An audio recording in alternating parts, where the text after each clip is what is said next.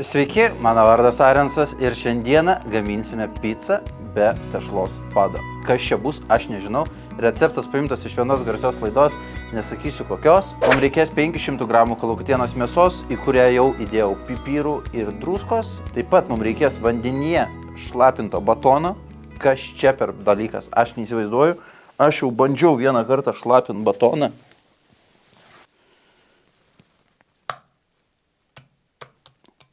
Tai ilgai nešlapinkit, svarbiausias dalykas. Mums reikės 150 gramų tarkuoto sūrio, keletą šaukštų pomidorų padažo, smulkinto česnako, pievagrybių, pomidorų, vieno svogūno galvos, prieskoninių žolelių, druskos ir pipirų. Visų pirmiausia, pasiemame faršą ir mirkytą batoną. Aš nežinau, kas čia gausis, aš čia po to kameristą dar maitinsiu, aš nežinau. Nu gerai, bandom maišyti ir bus matyti, kas čia išeina. Tai šita pica yra be pado, nėra jokios tešlos, nieko nėra. Ir vietoj pado dėsis šitą kalakutieną. Jisai taip daro per laidą. Ašgi neturėsiu kur rankų nusivalyti. Aš išleidau 250 eurų ant visos įrangos. Šiandien šitą faršą sūdydamas apgalvojau savo gyvenimą, ką aš čia darau. Metus nekėliau jokio video, sumušiau idėją, originalią labai. Ir fucking pamiršau nusipirkti rankšluostuką. Nulaižyt. Ką, kalakutai? Kur? Aš kiek dar naudosiu, aš jau gal dar filmuosiu. Ai, važiuojam. Taigi mums dar reikia riekelėm supjaustyti pomidorą ir pievagrybius. Kol pjaustau, noriu pasipasakot, kad iš ko pasiėmiau šitą idėją. Tai visi gerai žinom, per LRT yra tokia laida, Gustavo enciklopedija. Visas kortos atskleistas, apie ką čia laida dabar yra, kieno mes čia receptus bandom. Pagalvojau, kad papasakosiu, kada aš žiūrėdavau. Aš gyvenau kaime ir kiekvieną sekmadienį atsikeli. Ar ten vasara, geras oras, lauke, ar dar kažkas, ar žiema, šalto, pūsta. Aš niekur iš namų neišeidavau, kol... Aš afigienai moku pjaustis. Iš namų neišeidavau, kol nepažiūrėdavau Gustavo enciklopedijos. Man Gustavo enciklopedija asocijuojasi su vaikystė. Ir jisai, Gustavas, išduosiu paslaptį, kas nežinojo, Gustavas yra Kalėdauskas. Aš tai buvau nusivylęs, kai sužinau, kad Gustavas ir Kalėdauskas yra tas pats žmogus. Aš bliūdų prisikroviau, bet aš neprisikroviau, kur dėt man šiukšlės dabar. Aš kiekvieną rytą atsikeldavau, pažiūrėjau ten dar kažkokius kitus multikus. Ir ateina 9-10 valanda ryto ir pradeda rodyti Gustavo enciklopediją. Wow. Nu tu žiūri, nu ten ir pamoko, ir linksma, ir smagu. Jie ten su šituo malūnu skraida, virtualiotų savo to. Kaip taip sumastyti? Ir kas svarbiausia, tas Gustavas, jisai viską vienas darydavo. Jisai ten ir paišydavo, ir scenarijus rašydavo. Ir kas dar svarbiausia, Gustavas nėra Gustavas, jisai yra Audrius Rakauskas. Kaip taip įmanoma? Vienas žmogus turi 3 asmenybės. Dar daug... Tas žmogus turi tiek daug asmenybių, aš nežinau, kas dar Lietuvoje turi tiek daug asmenybių. Gal Ramanauskas su savo tais visais debilas, litovcai, daugiau nežinau šiaip. Bet jisai turi daug personažų. Čia neužteks pomidorų, aš nežinau, aš tiesiog pjaustu, bet aš taip nemoku pjaustyti. Užteks, man atrodo, žinau. Tau palik dar reikės, ar ne? Ne, man tai nereikės. Ir aš vėl protas. Aš spjaučiau pomidorą, kuris yra šlapės, o galiu pievagrybius pjaustyti. Jo, galėjai.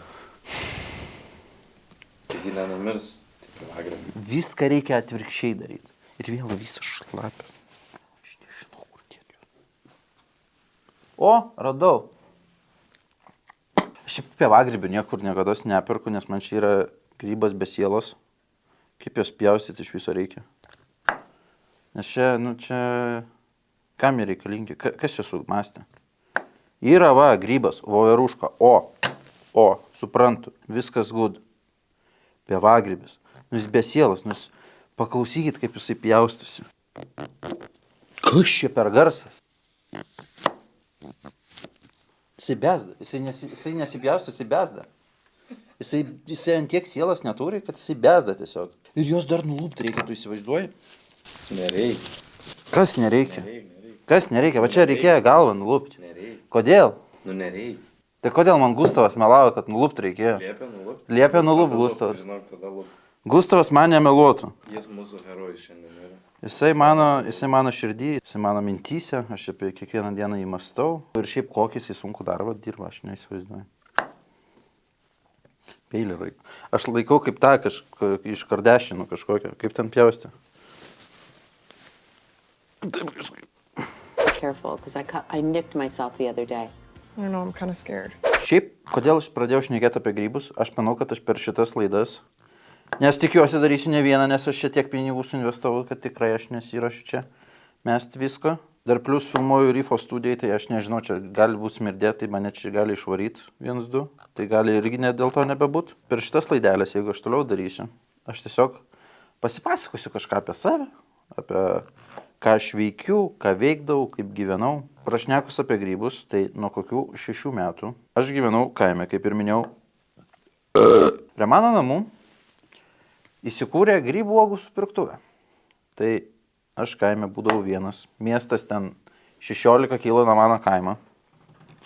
Nei vieną vaiką. Aš tiesiog mažas piplys varydavau ir prisitrindavau tenais. Paaiškinsiu, kas yra grybų uogų supirktuvė. Tai tiesiog žmonės ateina, prirenka miške grybų uogų, ateina į tą vietą, pagal pasveria tos grybų uogas, pagal tą tikrą sumą tiesiog paskaičiuojama ir jie gauna už tai pinigėlio.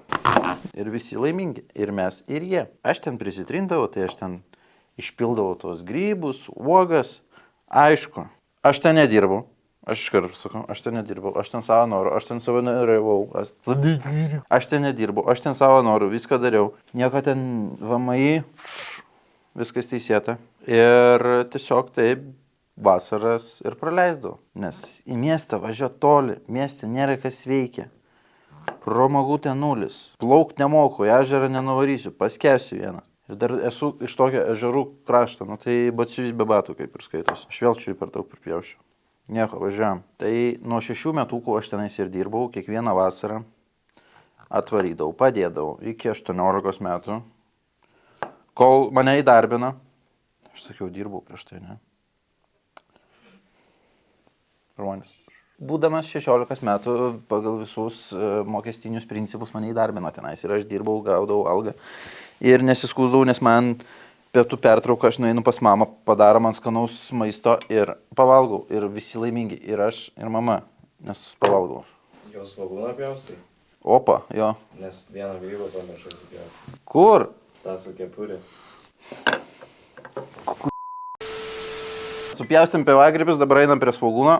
Operatoriaus kaip ir beveik ir nebėra. Jisai verkia, kaip ir verksiu aš dabar po svogūno. Tai reikia supjaustyti svogūną labai smulkiai, kad uždėt. Aš nedarysiu čia visko perfekto. Vis tiek aš valgysiu vienas, operatoriui gal duosiu. Nebent dar kažkas užsuks, aš pats nežinau, kas čia išeis. Pats gaminti nemoku normaliai, kaip matot, iš svogūno pjaustimo. Pjaustau belenkaip, šiaip man reikėjo tiesiog pjaustyti gražiai. Ir kas svarbiausia, aš vieną svogūną nusipirkau. Aš vieną svogūną pasiėmiau. Nu tai kaip man dabar jūs pjausti? Viskas gerai čia, seniai yra. Tai taip žiedais ir sudėsi. Kokiais žiedais man reikėjo smulkiai? Jeigu mane LRT claimins, aš atsiprašau, aš jokių receptų neėmiau, aš nieko čia nedariau. Aš skaičiau Gustavo receptus. Gustavas yra kilęs iš...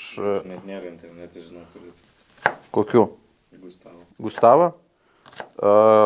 Matęs su Letroškinė. Jo. Ten ne Gustavas buvo. Jo. Tai vat, jo receptai. Šitie, okay. Bet dabar ant Disney užsitrauksiu problemas. Su Disney galima beefinti, ne? Disney, paduokit mane į teismą. Šiaip prekes visas pirkau iš vienos parduotuvės, nesakysiu kokios. Bet galiu pasakyti, kad aš tenais dirbau, pradirbau lygiai metus, iki kol neatsiradau komedijos pasaulyje. Pavadinime X yra ar nėra? X ar yra? Jo. Tai parduotuvai, kur dirbi. Palauk, šiek tiek turiu. Palauk. Ne, nėra. Ir kas svarbiausia, aš tenais dirbau prie daržovių. Dažniausiai. Nu, aišku, ten reikėdavo ir kasoj padirbti, savitarnai padirbti.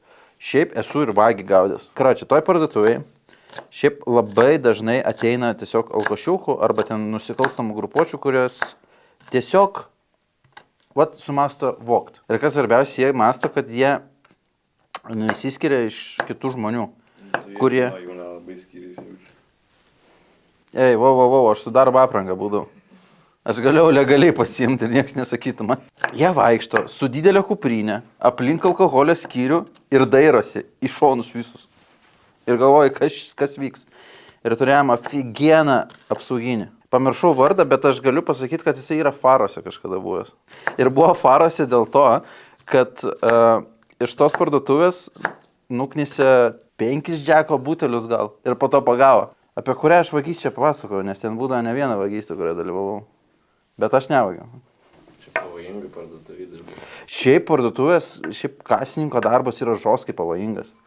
Nes tu dirbi ir tu nežinai, kas gali ateiti. Gali ateiti bobutė, kuri žoskai pyks ant tavęs, kad ten pomidorai kažkokie tai figovi sukrauti. Tai reikia supjaustyti svogūną labai smulkiai. Arba ateis alchašas, kuris tiesiog apsipirks, arba ateis nusikalstama grupuotė, kuri pradės vogt daiktus. Buvo viena tokia situacija, kad pirmas darbo mėnesis aš tiesiog dirbu, sėdžiu kasoj ir apsauginis per ausinę. Čia nedaug parduotuvė yra, kur ausinės yra. Fuck, išdaviau beveik. Tai va, tai apsauginis per salę visą rėkia. Sako, vagys.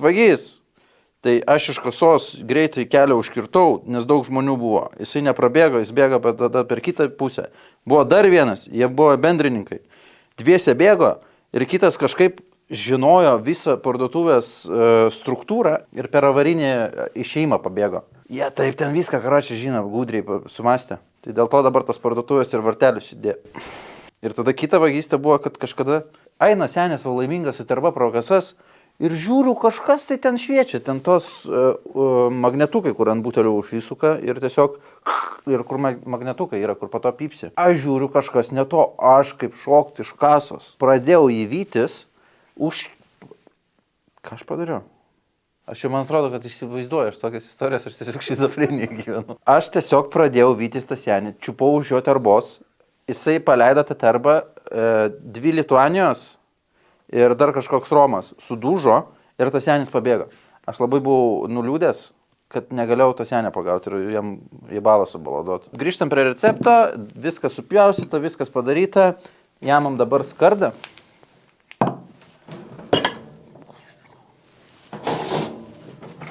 Darysim ant tokios skardos, tačiau mums dar reikia kepimo popieriaus.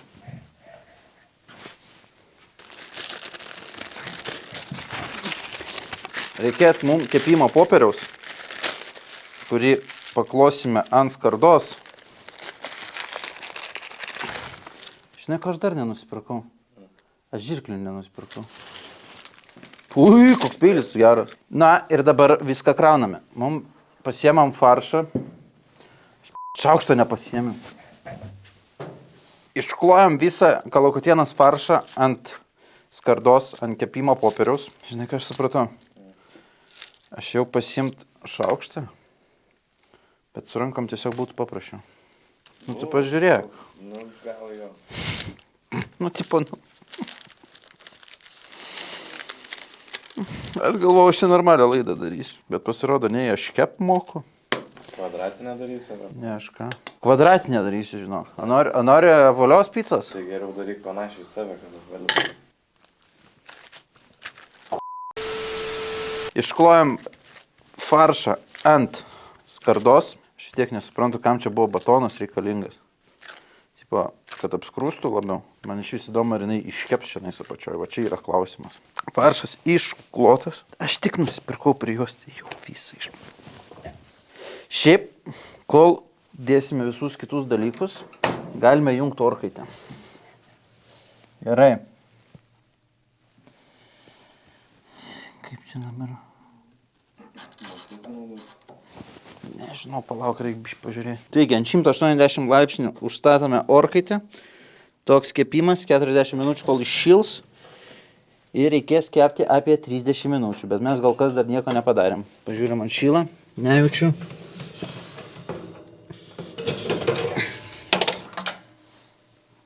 kas nešyla, gali būti, kad iš vis nešils. Ko ne čia tokia kryva? Kojos nėra, pala. O!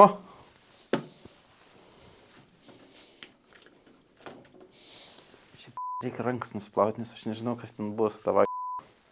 Tavo pirštai jaučiu šlikštesnį negu tavo. Gerai, tai grįžtam prie mūsų picos be tešlos pado. Kaip mūsų mylimas Gustavas pasakytų, darysime toliau.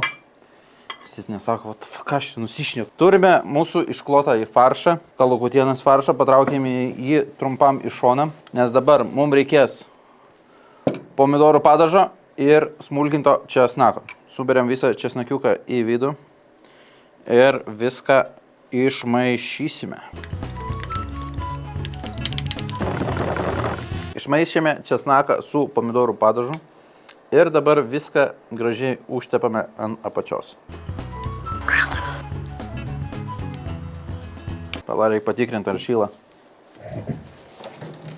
Ui, karšta. Pamažinam, kepsim ant 180 laipsnių temperatūros. Česnakiukas, padažiukas. Šiaip, aš manau, būtų kičinezą būtų geriau padaryti su česnakiuku. Tipo, sumaišyti kečupą ir majonezą. Koks geras dalykas. Kaip sakai vadinas? Kičinezas. Nežinau, čia mano pavadinimas, aš tai vadinu. Kaip, o tai kaip kitaip jį vadinti? Pikantišku? Nu, greičiausiai, žinau. Pikantiškas yra... Kičinezas. Pikantiškas yra, kai padaro šitose kebabinėse. Ten, žinai, padaro... Jie daro viską beveik tą patį.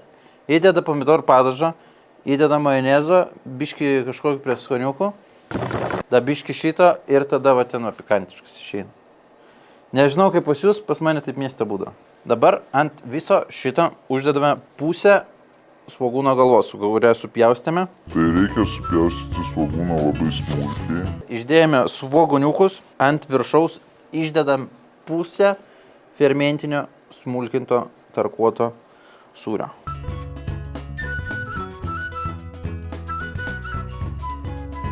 Sūris sudėtas, dabar ant viršaus dedame gražiai pievagrybius. Per daug pievagrybių nepridedam, nes grybas vis tiek be asmenybės. Būtų rūška, dėčiau viską. Toliau ant viršaus pasiemam biškį pipiriukų. Man visą laiką patinka iš malūnėlio, šviežiai patrūpintas. Taip pat pasiemam prieskoninių žolelių pagal jūsų skonį. Aš toj parduotuvėje, kur pirkau, neradau kitų prieskoninių žolelių, tai pasiėmiau persilado. Ant viršaus uždedam likusią svogūno galvą. Pabarstam viską aplinkui. Gražiai, gražiai, gražiai. Ant svogūniuko uždedam riekeliam pjaustytą pomidoriuką. Dabar ant pomidoriukų vėl užberiam visokiausių prieskoniukų, tai mano atveju yra pipiriukai. Ir paskutinis akcentas, kurį uždedame, tai likusi fermentinį sūrį.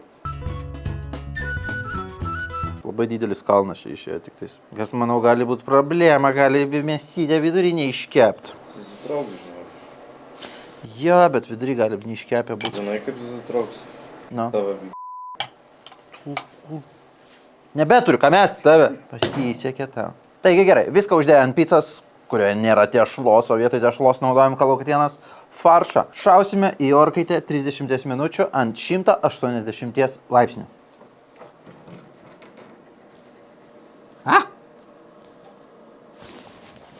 Nudegiau.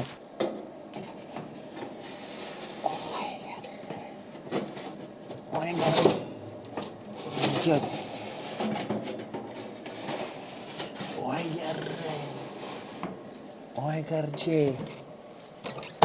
Na ką, laukiame 30 minučių. Tuoj sugrįšim. Tin. Viskas iškepė. Praėjo 30 minučių, grįžtame apie pertraukėlės. Žiūrim, ką mes čia iškepėme. Šiaip, kol kepiam, labai gardžiai viskas buvo, bet jau matau problemą. Aš, durniukas, nenusipirkau normalios skardos, tai viskas ištekėjo tiesiog sultis apačioj. Aš dabar, kol dėsiu tą skardą ant stalo, man viskas čia nais ištekės. Akvapelis. Prieskoniukai, pomidoriukai, pievagrybiai. Na kągi, bandom pjauti.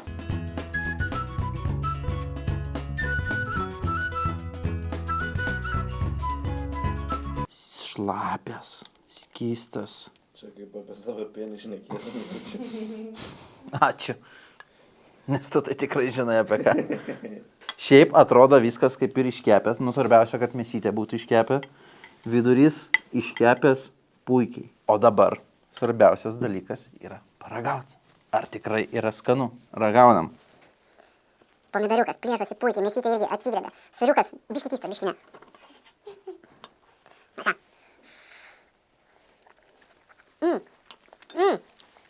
Gardu. Nifiga. Aš nekrysiu nuo kėdės. Sakysiu taip, kaip yra. Kas blogai, kas gerai. Valgyt galima. Tik yra viena problema su manim. Kad aš gaminti nemoku. Tai svogūno gabalai milžiniški. Atrodo, kaip tiesiog svogūno galą visą valgyti. Pakankamai skanu. Tačiau antrą kartą tikrai nedaryčiau. Vietoj šito geriau pasidaryčiau kokį nors kotletuką. Faršukas, praškoniukai. Nes į tave panašus ir Kas? kotletukai. Paragavus ateina vienas skonio tonas, tada kitas. Bet galima valgyti. O dabar duosim dar ir operatoriui ir tiem žmonėm, kas yra už kadro. Skanaus. Gerai, prašau, įvertinkit mano šedevrą padarytą. Gustavo, arba, Gustavo receptą, aš nežinau, kaip dar kelsiu. Bet rimtai pica. Pica, bet Panašu į pizzą. Nieko. Šiaip jeigu pas draugės tėvus tokį paragaučiau, sakyčiau, labai skanu. Jo, labai skanu, labai. skaniai. Per prievartą suvalgyčiau jo. Normaliai. Jo, skanu. Bet jo geriau kotletukai būtų šiaip. Aš pavalgysiu, šiaip žiūriu, ką nors. Tas padas faršo glumina šiek tiek. Ai, kad čia yra pica, bet iš tikrųjų su faršu, ne? Ir žiauriai, sotu, čia yra koks 2 kg faršo jaučiu. Ne, čia pusė kilo. Čia tik pusė kilo faršo. Bet gali važiuoti į Italiją drąsiai tokią pasileisti. Visi. Franšizė. Jo, įdės man paskui. Aš tai paskui biškį damušiu. Na kągi, į ofisą dar užsuko Antanas Sadauskas, tai einam, jam duosim ir pažiūrėsim, kaip jisai įvertins šitą šedevrą. Labas. Labas. Iškepiau specialiai tau. Klausimas, ar valgai svogūnus ir pievagrybius? Ne, nevalgau. Aš jau taip nenoriu valgyti dalykų. Fear Factoris, Gusto enciklopedija Fear Factoris.